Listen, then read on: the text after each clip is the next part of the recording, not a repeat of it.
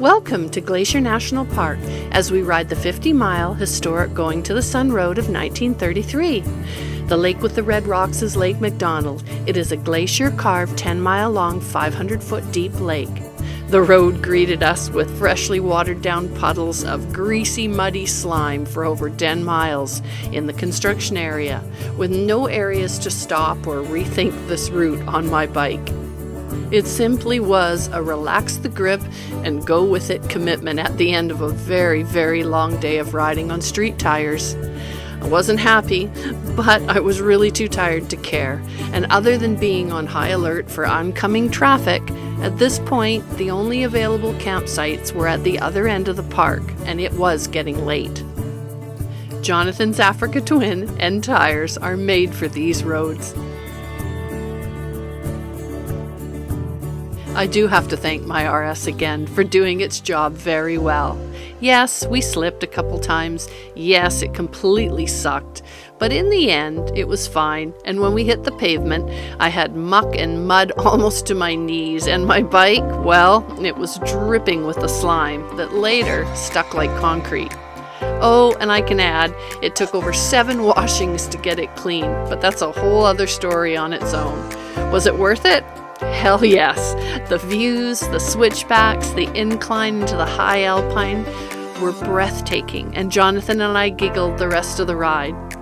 It exceeded every expectation that we had, and the camera only captures a small portion of what your eyes and senses can take in, especially on the freedom of a motorcycle.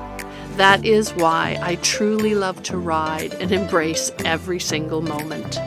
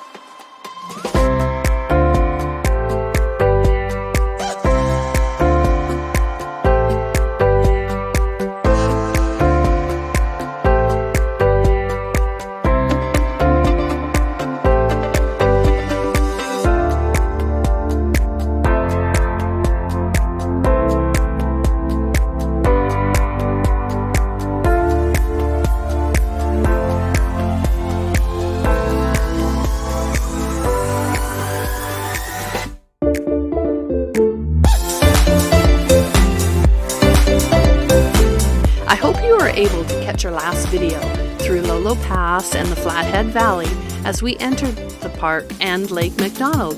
Now back to the ride.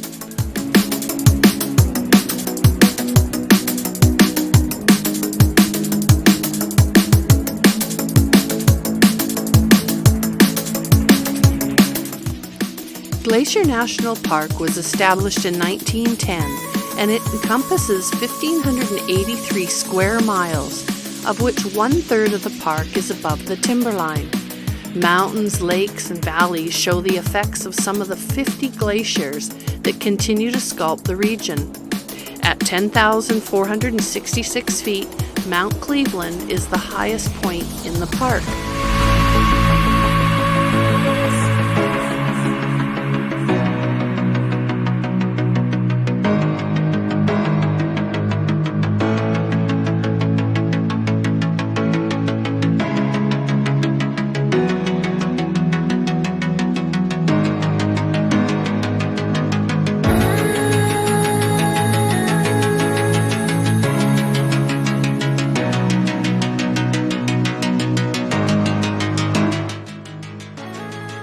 The challenges we met along the way weren't so much as just the clay road, but more the oncoming traffic on the corners, some coming clearly way too fast, and if something went wrong on the bikes, I'm certain it would be a mess.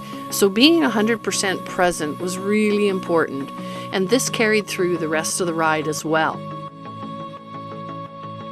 The winding curves and the Going to the Sun road was truly awesome, and I think it was in our favor traveling in this direction. Traffic was pretty quiet overall, but nevertheless we were pretty careful. The lanes are tight for wide vehicles and campers, and all vehicles can easily be blinded from the setting sun in the opposite direction. A few seemed afraid of getting too close to the cliffs, or maybe they just needed to slow down, or simply were oblivious. And clearly a couple came across into our lane. Not cool, but to be expected, I suppose. You will find people pulled over enjoying the views, people walking and hiking, and those taking photographs. So we spread out our riding positions, giving me extra time to run the cameras on my bike. Jonathan can then stay well ahead and let me know if any road hazards, or in some cases any road hogs that aren't paying attention, and he can give me a heads up along the way. We find this the safest, most relaxed approach. And that way, I'm not always filming Jonathan's bike or his ass. Jonathan doesn't love heights and or steep cliffs, so we really had a lot of giggles and laughs along the way, or at least I did. At his expense, teasing is half the fun, and trust me, he gets even.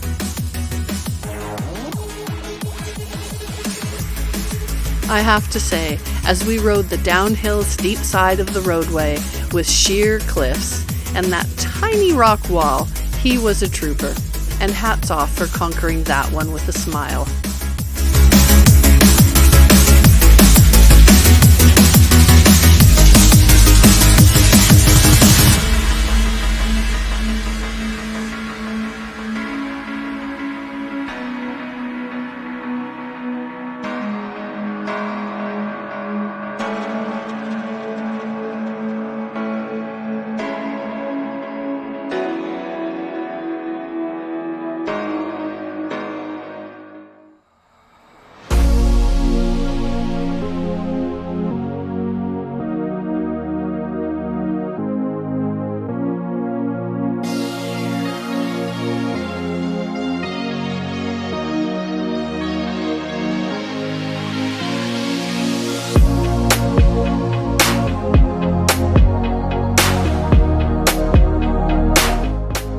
Normally, we have our camping plans sorted out by 5 p.m., which is our general rule and our general riding plan. Today, not really, not so much. And seriously, tonight, do we really want to camp with the bears in our hammocks? Food for thought. We'll be thinking about that one throughout the ride. I would have been quite happy at Lake McDonald, but it was full and the other campsites we had planned were closed. So now we had limited availability. Jonathan tried the hotel at the lake, but the person walking in just before us got the last room, so onwards it was. When we got into the park, there still was camping available at the other end, on a first-come, first-served basis. Since we are looking for camping, and it's getting late, as well as looking for a bear-safe area, or at the very least, a campsite we felt secure in, we decided to keep riding, and even checked a couple campgrounds just outside of the park. In this instance, I think we were a little short on luck, so we decided to accept the late night challenge and opt in for a hotel. And with that, we headed for the Alberta border for a bit of a late night ride. Once we crossed into Canada, we stopped and had a look on hotels.com and made a booking, and knew a hot bath and a warm bed would be waiting ahead. We took it pretty easy after a long and really amazing day. Join us next as we ride through Alberta and towards home, visiting an abandoned coal building along the way. Please hit that subscribe button. It's easy, there's no cost, it's just a click. And you can also click to notify yourself to view any new videos if you like this content. Thank you for watching. I hope you enjoyed this video, and we will see you down the road after a good night's sleep.